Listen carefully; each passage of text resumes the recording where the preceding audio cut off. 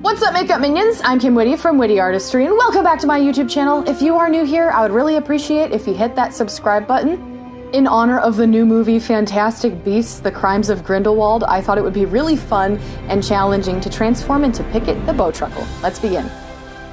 If you like me and like my videos, it would mean the world to me if you became a sponsor on my Patreon page.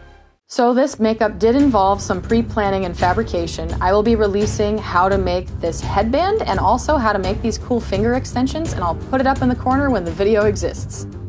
Starting off this makeup, I am going to be blocking out my eyebrows. I am just using an Elmer's washable glue stick that I apply liberally to the front and backs of the hairs, and then smush it upwards and outwards with a spoolie and then a spatula. I did this about 2 times, and then you wait for it to dry. I'm now shaping the leaves on my headband. They have wire on the inside just so it looked more like the Bowtruckle actually does. With a skin tone translucent powder, I am powdering my eyebrows. This just helps block them out a little bit more and remove any and all stickiness. For this next part, I decided to keep the headband on just to have a general idea of what kind of spacing I'm working with for this character. Pickett has obviously very alien anatomy to a human. He's very skinny, he's like got one shoulder that's higher up than the other, long fingers, and then his head is just a stick, essentially. So I kept the headband on just to look at how much space I have for proportions. After I've drawn my anatomy, I am laying down a base color of a lighter green. This will act as the mid-tone for the entire character. I'm going to be painting his eyes sort of off-center to my eyeballs, and one of them is higher than the other. Create black circles for his eyeballs. Fill them in.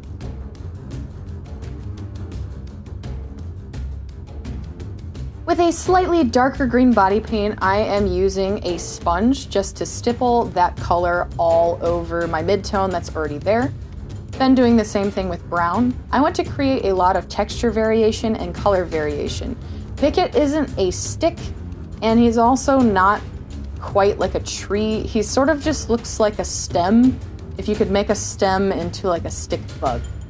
Then I'm adding a little bit of striping and striations using a dark green. This is to add texture and imitate plant matter, basically. There's xylem and phloem that is found on the stems and inside the plant.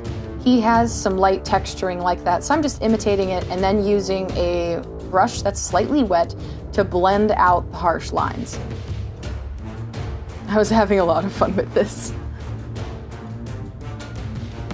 Don't forget to add some to your face and also blend those out as well. Then I'm going to be using a sponge just to feather out those lines some more. I'm adding in some light green, and I am also adding in some more of that dark color, and then I'm drying my arms by fanning them. Now that I have all of the base tones laid for the green, it's time to start painting the extra stuff black. So in the end, in front of this black background, it'll create this awesome illusion that I'm this like skinny little stick bug little guy, and I'll become a Bowtruckle. So I'm outlining all of the plant shapes with black, and then being careful not to get it on the green part. Now, in order to get a really even coating that is jet black, it will take a few layers and a lot of patience. Don't forget to fill in your ears. Then at the end, I usually sharpen up the edges with a detail brush in black. I'm adding some more striations on my little Pickett, just with that dark green again, but this time with a smaller brush, so it looks more like fine detail instead of how intense and cartoony it was earlier. When I was developing Pickett's skin tone, it was a lot of layering. It was back and forth between making like thin little dark lines, blending them out with a water brush, or covering them up a little bit with some light green or dark green. But make sure the lines on your face do have some variation in direction and shape and thickness, because it is a plant, so it needs to look organic. With a wet sponge, just blend out some of those edges again and make the lines just a little bit less harsh. Because Pickett doesn't have much definition because he is just like a little noodly character. Add in some more brown. And I'm just blending all of this slightly together with a wet sponge again. stipple some yellow body paint up on your shoulders and anywhere that you want to be highlighted. So if you guys aren't familiar with this movie series, it does take place in the wizarding world of Harry Potter. However, it's not a Harry Potter sequel. It's actually the sequel to Fantastic Beasts and Where to Find Them, which is about like this really adorable character, Newt, who is trying to protect all these magical species and creatures from extinction. And of course, there's all these other twists and turns that happens as well. But Pickett is his little friend that sort of lives in his pocket and also can pick locks. With a very light green, I am highlighting the area around the eyeballs because they kind of pop out at an odd angle. So I'm highlighting those and I'm using my detail brush to make the highlights striated, just like I did with the dark green. Then I'm adding the highlights all over my face, wherever I feel necessary, and building up the top edge of his eyes really, really well because I want them to pop out. To make his black orbs actually look like orbs, I'm adding a gray into the center of the eyeball, and then I'm gradually adding white over a select area of it, so it looks like the shine of like an eyeball. So if you need some reference photos for that, just look them up, and you could also look at like a black marble and see how the light reflects off the surface and really creates a sphere. With that same light green, I am going down into the whole body area, and I'm adding little tiny striations of highlights just in selective areas. Now I am outlining the eyelids again, but with white, and then creating a little bit of a shadow underneath the bulge so it does look like it's protruding forward. Add a dark green shadow right underneath the orb, just so it looks like the eyeball is sitting underneath the eyelids. With a white cream makeup, I am taking it and applying it with a brush and then dabbing it out with a sponge on very selective areas that I want to be highlighted. I mainly only did this on my shoulders because it turned out to be a little bit more stark than I wanted it to, so I blended it out with a wet brush. Pickett's mouth is adorable. It kind of just looks like a slit, like you kind of just broke a stick and it has like a little chompy mouth.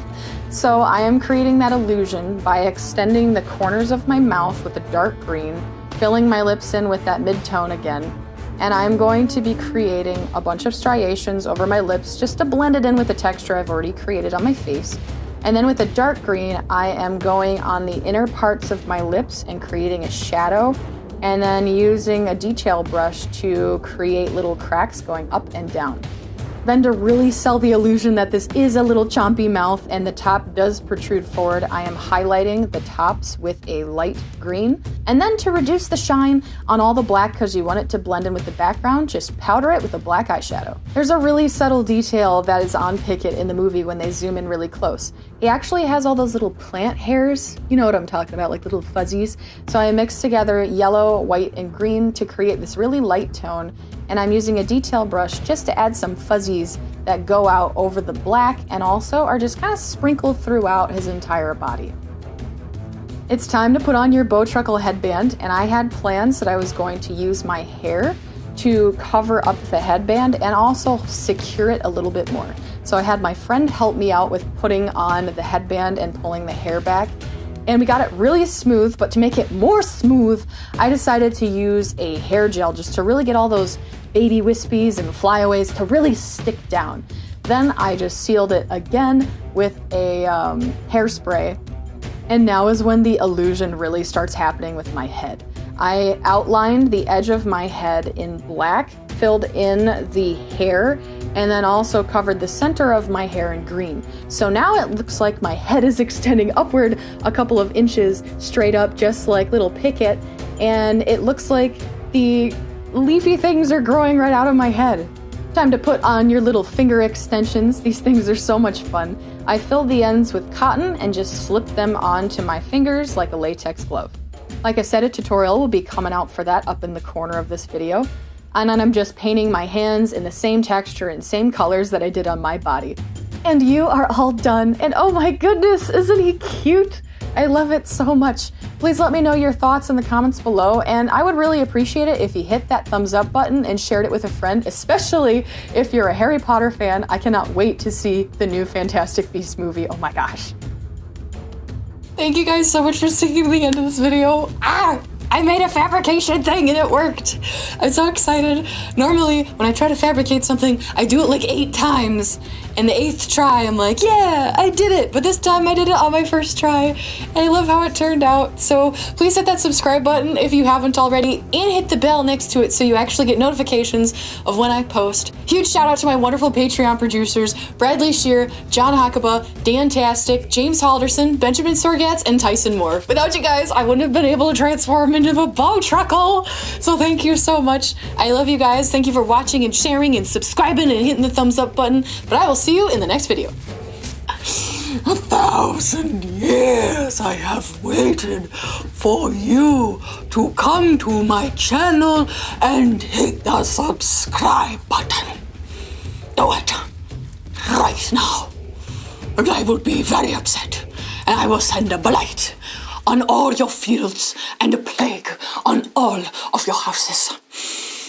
That is all. Good day, human.